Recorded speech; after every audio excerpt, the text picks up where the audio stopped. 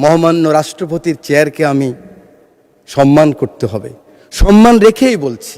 ওই চেয়ারকে ধন্যবাদ দিচ্ছি, ওই প্রতিষ্ঠানকে, কিন্তু মহামান্য রাষ্ট্রপতিকে, ব্যক্তি শাহাবুদ্দিন সুপ্পু সাহেবকে আমি কিন্তু ধন্যবাদ জানাতে পারলাম না বলে আমি দুঃখিত।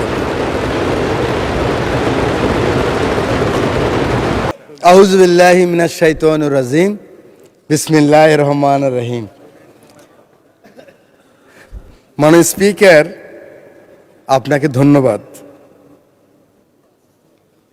৭১, ৯০ এবং ২৪-এর রক্তাক্ত জুলাই বিপ্লব, বর্ষা বিপ্লব, এই বিপ্লবে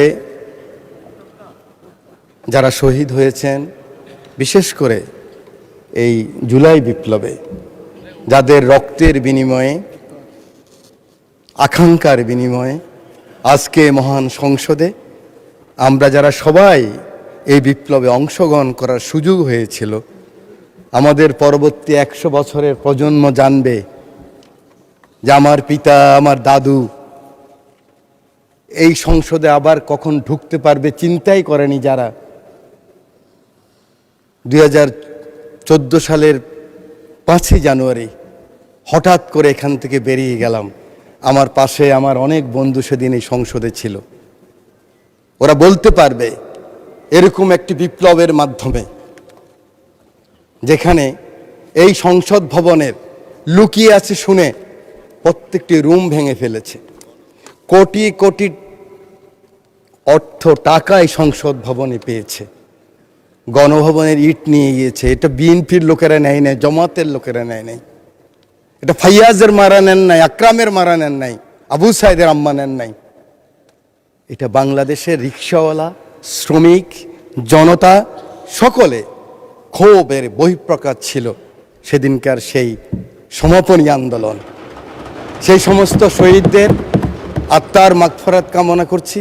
আল্লাহ যেন তাদেরকে বেহেশতের সর্বোচ্চ মাকাম দান করেন। মাননীয় স্পিকার, শহীদ মোহাম্মদ শামীম, শহীদ মোহাম্মদ সবুজ, শহীদ মোহাম্মদ হাসান, শহীদ মোহাম্মদ মাজারুল ইসলাম, মোহাম্মদ ফেরদাউস শহীদ যুবদল নেতা, আরিফ ছাত্রদল নেতা, আপনারা হঠাৎ করে মনে করছেন এই নামগুলি কোত্থেকে আসলো? অজপাড় গাঁয়ের, মেঘনাপাড়ের।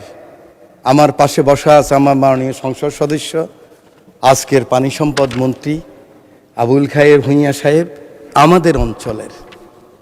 এরা শহীদ হয়েছে জুলাই বিপ্লবে। ওদের মাকে আমি কথা দিয়েছি, আমি জানি এর রুলস অফ প্রসিডিউর অনুযায়ী মহামান্য রাষ্ট্রপতির চেয়ারকে আমি সম্মান করতে হবে, সম্মান রেখেই বলছি। ওই চেয়ারকে ধন্যবাদ দিচ্ছি, ওই প্রতিষ্ঠানকে, কিন্তু মহামান্য রাষ্ট্রপতিকে, ব্যক্তি শাহাবুদ্দিন সুপ্পু সাহেবকে আমি কিন্তু ধন্যবাদ জানাতে পারলাম না বলে আমি দুঃখিত।